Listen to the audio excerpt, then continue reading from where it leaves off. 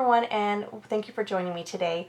I am super excited about today because Megan and I are launching our very first project in our new series Dash Bash Take 10, and Megan picked out this sketch, if you are playing along with us, made by Laura Whitaker to use. Now if you're just now joining us, I do have a video that I will put a link up above where I made the kit and I kind of talk about what the whole series is about, but it's basically grabbing 10 items, creating a little mini kit, and then creating several projects with it. In this case, we are doing this month to month, so we are going to have just 3 projects. So our kits are really small, but we are hoping to make a dent in our stash when we're done, and hopefully this goes on for a while. So let's go ahead and get started. Now, if you didn't see the kit that I made, I'm using a lot of Elle Studios. I believe it was from 2013, their Cameron collection. This was a day when, or a time when Elle Studio actually made 12 by 12 paper. Now, I don't have a whole lot of papers left. It literally is just like bits and pieces, but I was still keeping them because I had a ton of tags that went with this collection. Now, I kind of set myself up for a challenge because in this kit, I kind of have the same repetitive embellishments such as circle tags, rectangle tags. That was kind of what was only in that collection.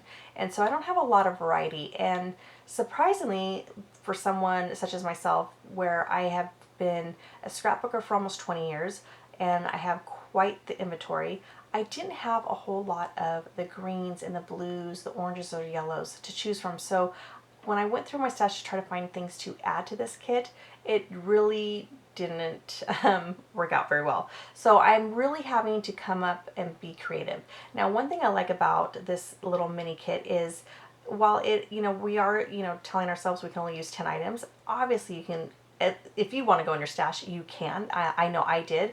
I grabbed this stencil that was not part of the item, but I knew that I needed to make this background really pop. And so I grabbed this stencil, I grabbed a Stampin' Up! Ink, and I just used my dabber, what is that thing, that tool called? Basically the foam little brush tool, and or the blending tool, that's what it is.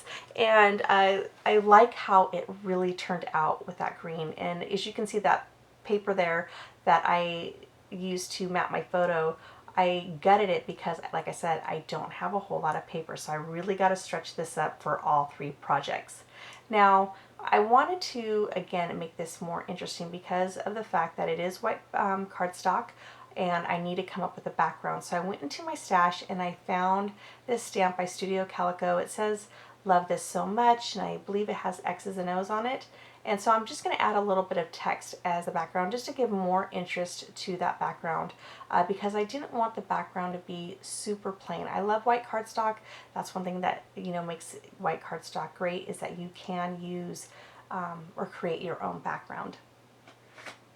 And of course, I'm kind of being repetitive where wherever I have the stencil, I'm trying to make sure that I also have the stamping, and that the top one, I didn't even go back to the stamp pad. I kind of just was like, you know what, I'm going to leave whatever is left on that stamp, and that's what I'm going to use. Now here's those circle tags that I was telling you about. Like I said, there was the same kind of embellishments in this collection. So I'm using this to really kind of add interest to the background as well, along with the layout as well.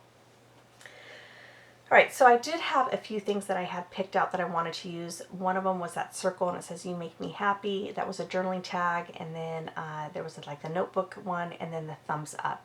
So here I have quite a few colors. I have the blues, the greens, and the craft paper. Oh my gosh, I'm forgetting what that's called now. That drives me nuts. When I'm doing my voiceover, all of a sudden my mind just goes blank, and it's because I'm focusing on the time, I'm focusing on the voiceover, and I think it's called craft paper. Help me out, you guys are probably even saying it for me. But, and so I'm trying to make sure that I have everything being repetitive. Now, I don't have any craft paper in this collection. It didn't come even in the original collection. It didn't have any craft paper. So I'm having to get kind of creative. And the reason why I'm using the craft paper is there's stars on that journaling. And I knew that there was some of the little cut aparts and the embellishments that had that craft paper. So I'm trying to get a little creative, and I am just taking some of the frame. I cut off the part that says that's my boy, and then I tucked that frame underneath. And then you saw that cut apart sheet that said Happy Times. I'm going to cut that to where I can use Happy Times at another time, but I'm going to have that piece of craft paper as a way to embellish. Now, being that I have this little kit and everything's kind of done for me, I will say that this makes the page kind of come together really quickly.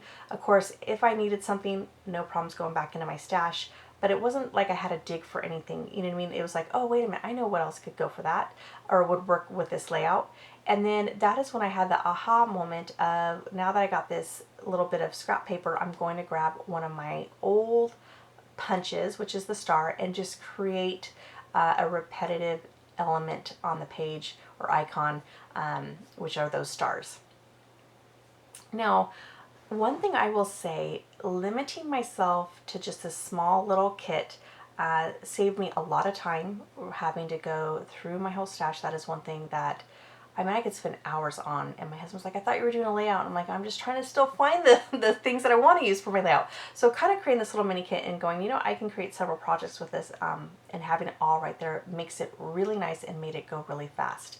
Another thing that I found, being limited, especially with not having a whole lot of colors, I was a little bit more creative than, not that I'm not creative, but I had to be more creative.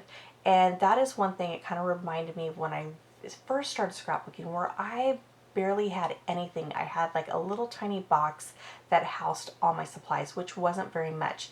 And man, I made some interesting pages, and it was because, you know, I had to sit there and go, what am I going to do with what little bit I had? And so being that my kit was really small, especially with not having a lot of variety, I really had to kind of think of what I was going to do. So now one thing, going back to the layout in the sketch, I looked at the sketch for a brief moment. Now what I like to do is kind of look at it, put it away, or in my case, shut off my computer, and not ever look back at it again. So I kind of have an idea of where things are, but I kind of want to make it my own. So it's really neat to compare what the sketch looked like and then how the end results of my layout is, and just having my own little personal take on it. So I have this little extra piece of scrap paper, and I just made a banner out of it. So I'm keeping things very similar, simple, but timeless shapes, such as banners and stars and circles and squares. And that really helps make a page come together and not look dated, is just by adding those timeless shapes. And that's something that I will always continue to do because they just never ever go out of style. Right, so I wanted to save that frame because I thought maybe I could use it somewhere.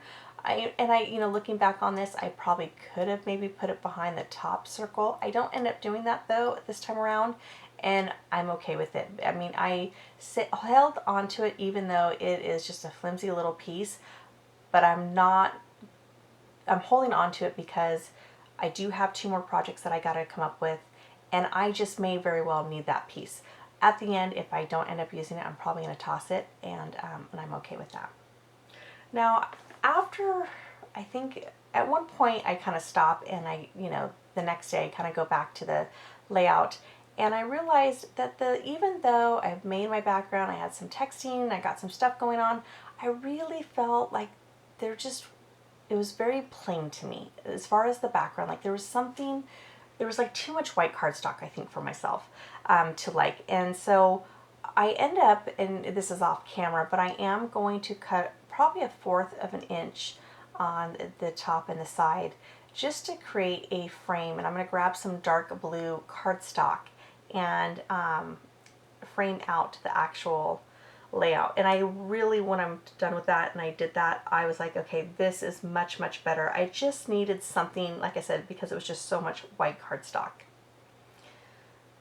So next I'm just kind of now putting all the pages. I think eventually put the enamel shapes on, which are the little chevron or arrows pointing to my daughter, but I'm going to remove them. I actually left them on there, and the next day I was like, you know what, I just feel like they don't go. It's just something didn't feel right to me. So no exact reason other than it just didn't feel right to me. So I will remove those. And I can't remember if I did that already or not.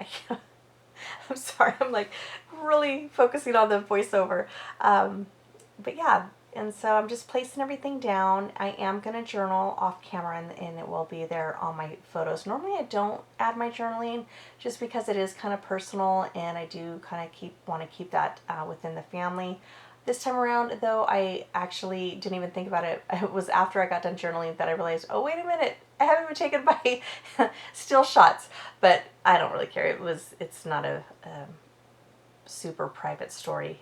But it's just my two kids. We just got done seeing the Lego movie, and I got them the little blind bags of the characters. And then next thing you know, they were sucked into the world of Legos, where they, had it in our formal dining room, and they were just playing for days, which is always fun to see.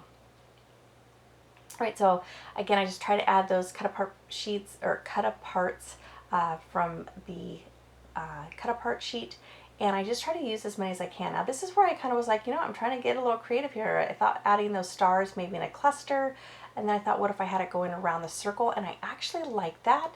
This kind of reminds me of Studio Calico in a way. I don't know if it's their design teams, but whenever I see Studio Calico pages, they kind of have stuff kind of scattered, and I really like that.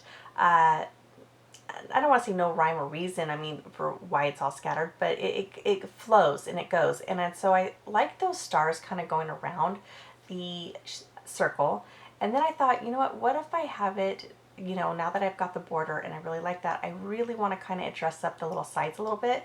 So I am going to leave them there, and you're going to watch me glue them down. And I like that exactly where they're at. And then this layout is pretty much done.